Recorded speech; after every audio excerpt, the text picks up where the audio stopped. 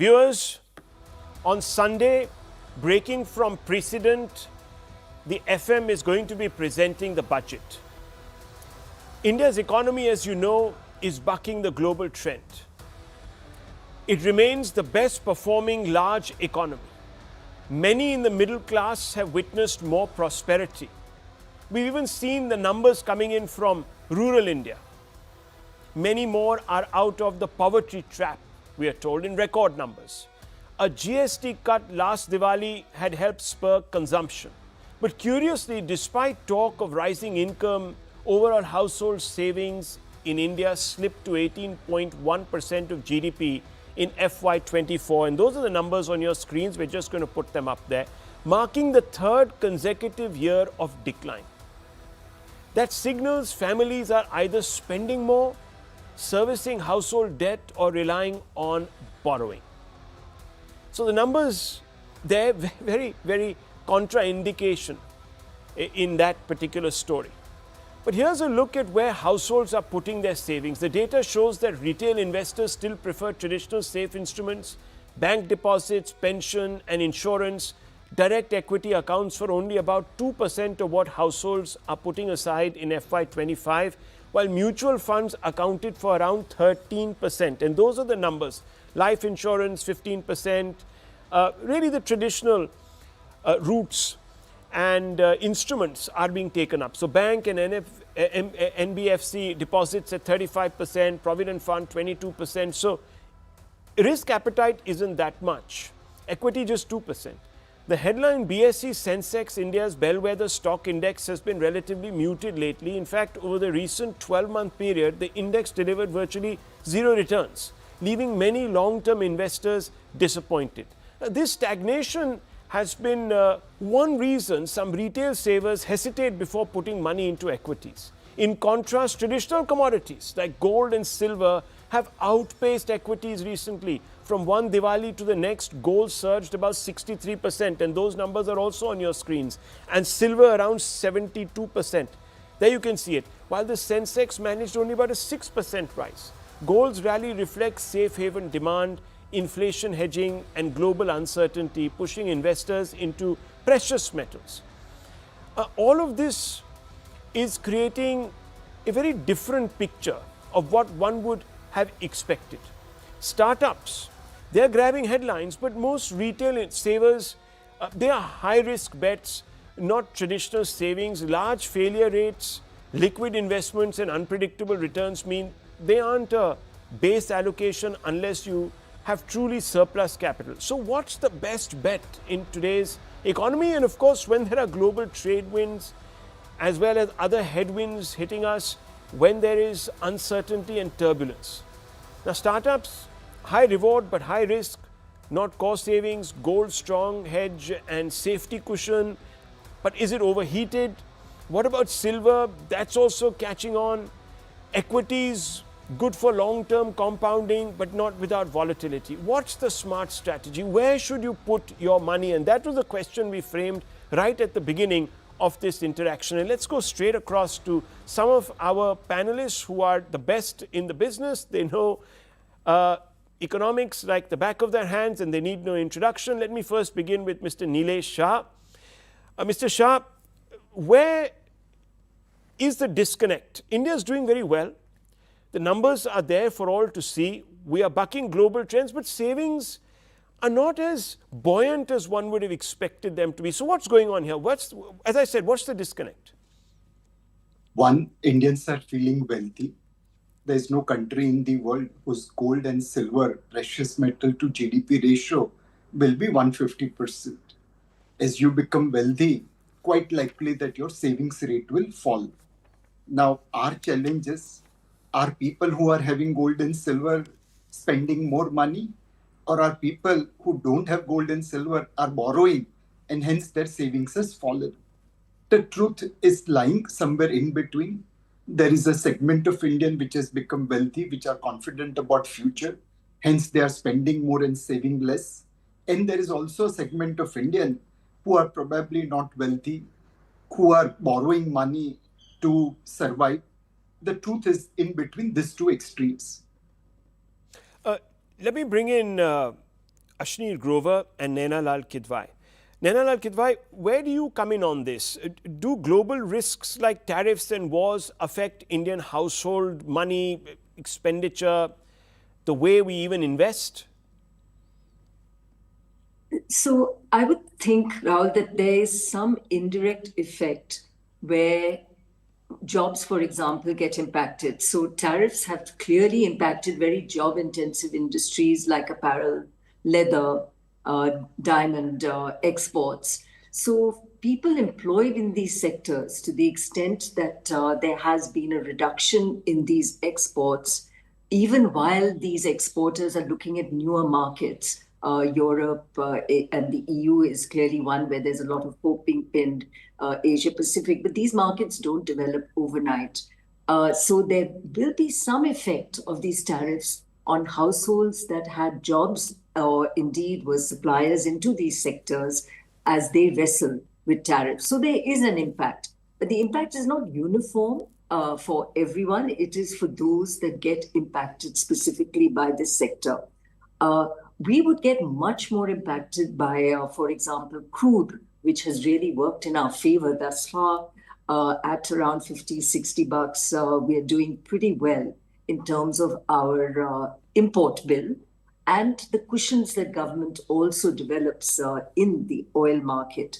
And I raise this because tariffs, again, have impacted our oil bill because we were depending a fair bit on Russian imports and discounted oil, which we have now looked to level off.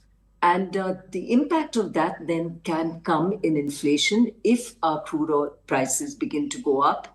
And if the government cushion vanishes, we will feel that impact across sectors because transportation will get affected, our specific petrol and diesel bills will get affected, and that inflation will be felt. But I don't believe we have felt that thus far. And all analysis at the moment shows that tariffs as a whole on GDP, the impact is probably more like 0.4 to 0.8%. If the full impact is to carry on for long. And the hope right now is that at least the 25% Russian oil tariff goes away. So I would say the impact thus far has been marginal. It could become more significant if not sorted through for the factors I've just mentioned. Okay, so let me bring in Ashneer Grover. Ashneer, it's funny because at Davos, India was really the toast or the talk of the town and the toast of the season. Many people are very gung-ho. You've heard all the statements that have come out. Yet in India, investors still prefer traditional safe instruments. And you're seeing those figures there at the bottom of the screen: bank deposits, pension, insurance. So I know that investment is sentiment driven. So are investors sort of hedging their bets on India when we're selling another story abroad and asking foreign investors to come and invest in our economy? Why are the retail investors sort of sitting on the fence? What's happening here? Yeah, so at Davos, I don't know if we were the toast of the season or the joke of the season, right? Because it was Indian sort of delegation signing MOUs with Indians on the other side of the table, right? But let me tell you one fact. As far as startups goes, investments have clearly slowed down. 2021 was peak, 22 was lower, 23 was lower, 24, 25 were even lower. Yes, there have been exits through IPOs and that are being celebrated. But even the investors who are exiting companies through IPOs, they are not putting the money back. So your FDIs are absolutely low. Your FIs are selling and taking money out, and that's what is sort of reflecting in on the currency, right? So your currency is not at 92 without reason. There has to be a reason, and the reason is the capital inflows have slowed down.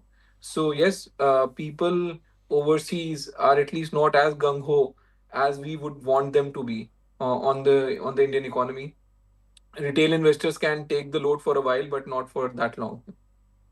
Nilesha, do you agree with the overall assessment here, or do you believe that we're being a little simplistic? Maybe it's not quite like that. Maybe we also are sort of playing a strategic game when it comes to our currency. What's happening? So the destiny of rupee is to depreciate. There's no magic around there. Our inflation and our productivity differential vis-a-vis our trade partners require rupee to come down. Second, our imports on the trade side are far more than our exports. On services, we have 6% global market share. On goods, we have 1.5%. So till such time you start generating trade surplus, both on goods and services, and your inflation and productivity is better than your trade partners, rupee has no option but to depreciate. But whatever one says about India, opposite is also true. India is a country where opportunities are hidden and risks are visible. There are many other countries where risks are hidden and opportunities are visible. So we need investors to be long term. If you take a longer term view, people who are bearish on India, ask them to come and short India, they will not do it. So in the shorter term, undoubtedly, we have our challenges. We were the most expensive market in emerging market. When you are Virat Kohli, you have to hit centuries. You don't have a choice. And if you score duck, undoubtedly people boo you. Okay, so let me ask you this. Sensex is near highs, but returns are flat. Why are we seeing this? Because equity markets don't give linear return. If you see 5-year Sensex return, they are still far better than most emerging markets. For example, China in last 2 years have delivered great return, but it is still trading where it was 17 years before. We haven't delivered great return in last 2 years, but we are at all-time high. So equity returns are not linear. We failed to meet investors' expectation, and hence this correction stroke consolidation is necessary. So should we be going in, Naina Lal Kidwai, into the stock markets more? Gold and silver are beating stocks. Should investors follow that trend? Or should Indians still sort of do what they're doing, which is stick to the traditional instrumentalities? So now, yes, the traditional instruments and saving through provident funds, pension funds and all is excellent. That should not change. When you look at the equity contribution, mutual funds also are reflective of equity contribution. And if you see the SIPs and that wall of SIPs that has really helped us in the domestic market, even while the foreign investors turned away, it's an indication actually of a trend which is here to stay. That is the equity investments happening through mutual funds, which is absolutely the right entry point for investors. In that you rely on experts, the likes of Nilesh Shah, to guide you where to make that money. The volatility in the markets is taken away by expert fund managers, and you get a reasonable return and far less volatile than picking individual stocks might be for the average investor. So that trend of mutual fund investment remains. What has been a bit disappointing is the mutual fund investments in debt. And that sadly happened because the government took away the capital gains tax benefit that existed for debt. And I do hope that there can be some reflection on this, because it is important that we have a vibrant debt market. Much needs to be done. I'm hoping that in this budget, we can also reflect on how pension funds and provident funds and insurance companies can look at investing in sub-AAA debt so that it widens the way that these large investors invest, but equally to bring back retail investment in our debt markets, whether through mutual funds or otherwise, by bringing back the tax treatment and putting the tax treatment a little more at par with equities. I think this had happened largely to protect bank deposits. I don't think it's really played out the way it was hoped it would. Bank deposits continue to struggle for a variety of other reasons. So why punish the debt markets even while we're trying to protect the bank deposit market? And banks can rely on bonds as well. They don't have to rely only on debt to increase the credit that they want to and need to put out in the market. We do need to see increased credit in the markets. But there's such a gold rush, many people are saying. And everyone's talking about gold. in every drawing room, there's a conversation inevitably around gold. What should you do? Should you get in? Should you not get in? Look, gold has been a very important go-to, and for those that invested there early, it's been a phenomenal return, as indeed has silver. For those who identified the gap between silver and gold had widened to a level where there was indication that silver would go up. At these levels, it's hard to say that it makes sense to go into gold. I can understand why countries will continue to invest in gold, diversifying away maybe from the dollar. Countries like India itself have looked to enhance gold reserves, and that has pushed up price. I must say, I would hesitate to go into these metals at these price points. And there is a view, in fact, out there that it might even be time to begin to liquidate and pull in some of those high returns. So maybe the time is right then to begin to look at equity markets if they abate somewhat. A lot will depend on tariffs in that case. To continue looking at SIPs and mutual funds, and hopefully to go back into the debt markets, particularly if the tax treatment therein is improved. Well, that's a note for the FM. But Ashni Grover, let me bring you in. You were talking about startups sort of falling off the map a little bit. Should retail investors stay away from startups? So let me put it another way. Who should, in your opinion, invest in startups and who shouldn't? No, absolutely. It's the most high risk, high reward, hopefully kind of an asset. Let me, I go and meet a lot of people. People get really excited about putting money because they've learned that someone made 25x, 30x return, right? Yeah. And I keep telling them, how many investments will you make, right? At the end of the day, you'll end up making 5, 10 investments and then step back and see how it plays out. The fact is, 90% of your investments are going to go bad. So what is the chance of 1 out of those 10 making it, right? So I keep telling people, if you can't invest in roughly 50 to 100 companies, or you don't have that kind of a bandwidth and mindset, just don't touch it, right? Because it's a game of probability, right? I'll tell you exactly how my portfolio has played out. I have 90 investments in startups. Some event happened in 12 of those companies. 10 of those shut down. 2 went IPO. Right? So you need to have that kind of a risk appetite, and therefore it has to be the really most free money that you have, that you put into startups. Otherwise, just stay away. I went on Shark Tank in 21. 22, I stopped investing in Indian startup space, right? Because it was becoming too heated and the risk reward just did not make sense anymore. So yeah, it's not for the retail investor at all. It's not even for the lalas. I keep telling the lalas, buy another plot of land. You'll make more money than any startup portfolio you can build. So sharp question, is startup investing savings or is it gambling? It is, no, so, that you can say for any investment, but I would say for a retail investor, right, it's not the play. It is not the play for retail investors. There's a reason you have VCs doing this. There's a reason even traditional private equity does not do this kind of investing, right? And because it requires very different mindset, high risk, high return, and so it's not for the retail investor at all. For the retail investor, it's as good as gambling here. Okay, I'll sum this up. I hope I can sum it up accurately. As of now, diversify but be conservative. I think that should sort of sum up the mood here of the panel. Diversify but be conservative. I leave it at this, viewers. We will have to look at the budget. Maybe there'll be something that will allow us to widen our options. But as of now, you're doing the right thing pretty much.